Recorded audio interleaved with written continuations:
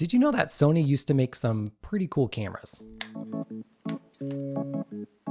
In the early 2000s, it was all about redefining what a camera even is and how you're supposed to use it. And megapixels. There was definitely a megapixel race going on then that is still going on today. But cameras were bending all sorts of different ways. They had totally different button layouts and buttons all over different sides of the camera. The displays on the cameras were these weird, wacky designs. Pretty much everything was up for grabs. And this camera to me represents perfectly the sorts of crazy innovations that were going on in the early 2000s. Despite its technical firsts and achievements, it never really took off and has since been all but forgotten. Today, we're talking about the Sony R1.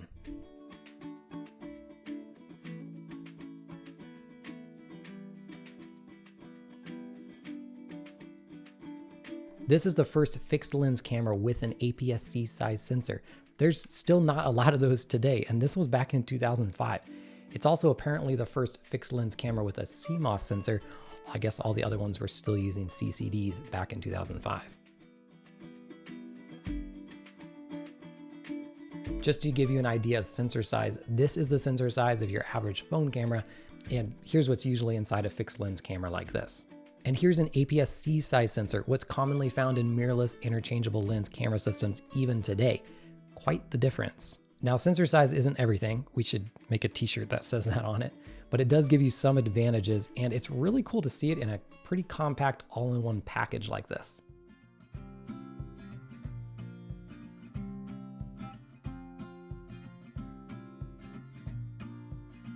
Actually using this camera is a really neat experience. Whereas the Sony F-series cameras that came before this, their whole body swiveled, which was pretty cool because then the controls came with the camera. And that also allowed the screen to tilt back so you could do some low level or high over the head shooting that way. The Sony R1 gets rid of the rotating body thing and instead has this really unique swivel screen on the top. You can keep it shut for protection, or you can flip it out for vertical portrait shooting in either direction, over the head shooting. You can flip it around forward for some selfie action there. And then what's really cool is you can flip it back and lay it flat for some waist level shooting. And this actually makes a difference. Whereas other cameras, the LCD screen is down here, flips forward, and there's a little bit of a gap. So it's kind of in front of you a little bit while you're shooting. This can go flush with your body and you can just look straight down, kind of like you would with an old film camera. And it's just really cool and kind of a neat experience to get this in a digital camera. And because the screen is on the top of the camera instead, that gave them some pretty interesting design choices on the rest of the camera. You'll notice that because there's no screen on the back, we got loads of extra buttons here that we can put there instead of a screen.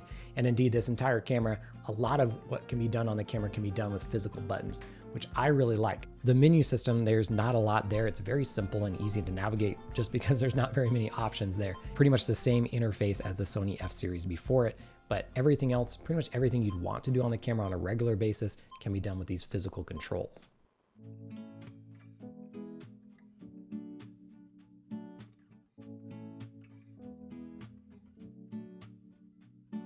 Now, even with the LCD screen on the top of the camera, they somehow managed to still fit an onboard flash onto the front of the camera, which is really cool. But you'll notice there's no hot shoe here. There's no room for it. So they moved it over to the grip over here. And this is actually technically better. Most people prefer its more natural look to have the flash, the lighting source, a little bit off center from over the lens. So that's kind of neat. And they were able to do that because most of the buttons and even the main mode control dial can be put on the back where the screen used to be, because the screen's not there because it's on the top. It's just cool to see how one little minor change about how we expect a camera to be used opens up a lot of doors for design. The highlight of this camera to me is the lens. And this is something that Sony did really well with the Sony f828 as well. I really love the lens on that camera. This lens punches above its weight. This is a Carl Zeiss branded lens, which of course is a big name, and that's probably just marketing, but the lens actually does perform very well. Especially under direct light, I was surprised at the minimum flaring that it was giving me, the minimum loss of contrast, and then it's just sharp across all the range and all aperture values. It's a 24 to 120 millimeter equivalent field of view, and that 24 millimeters on the wide end is something very special. Very few fixed lens cameras have that wide of a lens, 24 millimeters. They normally stop at 28 millimeters. And back then it seemed to be 35 millimeters or 30 something equivalent. So 24 millimeters to me is very special.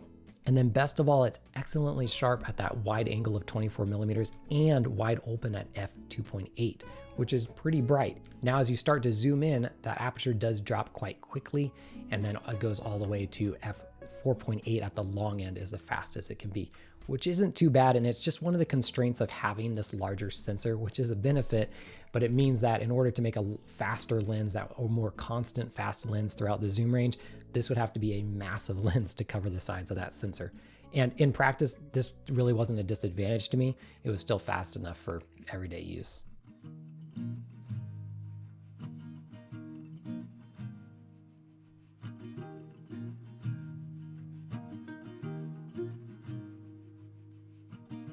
And now the images out of this camera. The images are really lovely. They're a touch on the cool side straight out of the camera. The camera just leans that way, but of course you can always warm them up in post.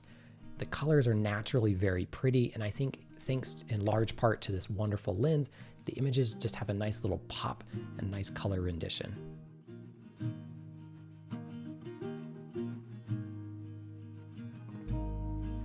Now, after using this camera for a little while, I do actually have an idea about why this camera never took off.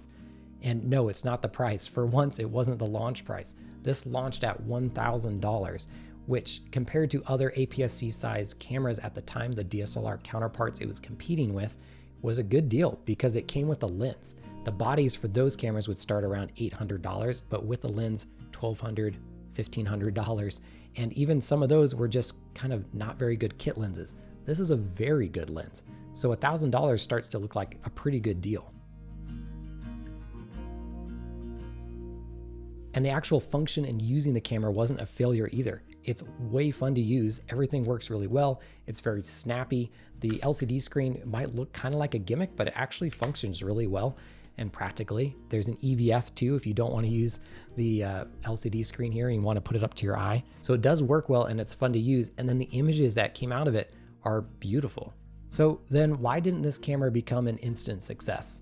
Well, I think because it's just not the same as using a DSLR. On the practical side, you can't change the lenses. So even though those other camera systems were a bit more of an investment at the beginning, then you could buy multiple lenses for special use cases, and you're really investing into a system. With this camera, granted, the lens is very good, but you can't change it. You're stuck with it. And remember, this is 2005. EVFs were not very good back then. They actually only got good kind of recently. And there was a bunch of photographers back then, and heck, even now, that would not want to shoot on an EVF and would much rather shoot on the OVF and have that experience. So the Sony R1's ability to compete with DSLRs is both its strong suit and it's amazing, and also kind of its downfall. But today, it remains a fantastic camera to pick up, especially if you can get a good deal. If you thought this camera was interesting, then you're going to want to look up the Sony f828 and f717 that came before this camera. I have videos on both of those. I'll link all the videos I made about those cameras here. I'll see you over in those videos. And until next time, as always, happy snapping.